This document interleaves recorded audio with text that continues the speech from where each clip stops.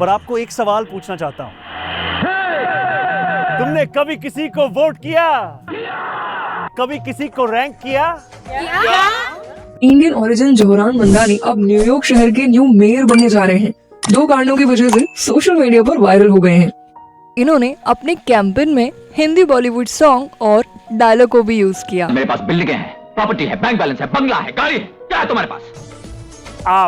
आपकी वजह से हमने $8 मिलियन रेज किया है, 6 लाख से ज्यादा दरवाजे खटखटाए हैं और बस इतने करीब है इस शहर का पहला साउथ एशियन मेयर बनाने के लिए। पर बात ये नहीं है कि मैं क्या बनूंगा, बात ये है कि मैं क्या करूंगा हमारे कम्युनिटीज के लिए और हर एक न्यूयॉर्कर के लिए। मैं हमारे शहर को अफोर्डेबल बनाऊंगा।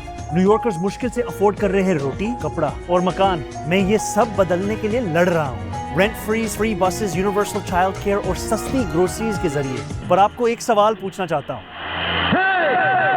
तुमने कभी किसी को वोट किया? कभी किसी को रैंक किया? देखो, यहाँ न्यूयॉर्क सिटी में हम रैंक चॉइस वोटिंग यूज करते हैं। इसका मतलब है कि सिर्फ एक कैंडिडेट को चूज करने के बजाय आप 5 कैंडिडेट्स तक को रैंक कर सकते हो अपनी पसंद के हिसाब से। सोचिए, ये 5 लस्सिया कैंडिडेट्स हैं और मैं ये वाला हूँ। ये सिस्टम ऐसे काम करता है। सबसे पहले फर्स्ट चॉइस वोट्स काउंट होते हैं। जिस कैंडिडेट के वोट सबसे कम होते हैं उसे हटा दिया जाता है। रैंक चॉइस वोटिंग यूज करते हैं। इसका मतलब है कि सिर्फ एक कैंडिडेट को चूज करने के बजाय आप 5 कैंडिडेट्स तक को रैंक कर सकते हो अपनी पसंद के हिसाब से। सोचिए, ये 5 लस्सिया कैंडिडेट्स हैं और मैं ये वाला हूँ। ये सिस्टम ऐसे काम करता है।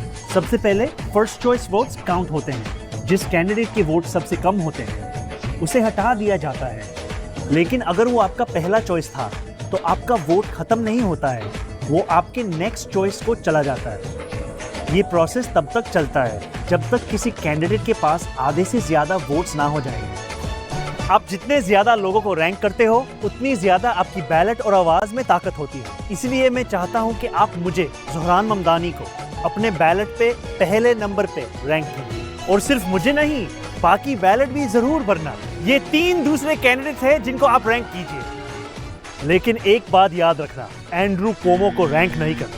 उसका कैंपेन ट्रंप के डोनर्स के पैसों से चल रहा है। अगर वो जीता तो डीसी के साथ साथ एनवाईसी भी उनका होगा। विश्वास नहीं होता तो खुद उनसे सुनिए कि क्या होगा अगर कोमो जीता तो। खाना मिलेगा, पीना मिलेगा, भैया की शादी है, सब कुछ। बिलियनियर्स के पास ऑलरेडी सब कुछ है।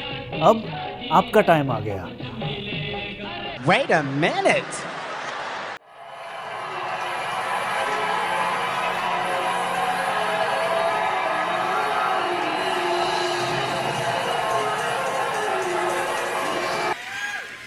Standing before you, I think of the words of Jawaharlal Nehru. A moment comes but rarely in history when we step out from the old to the new, when an age ends and when the soul of a nation long suppressed finds utterance. Tonight we have stepped out from the old into the new.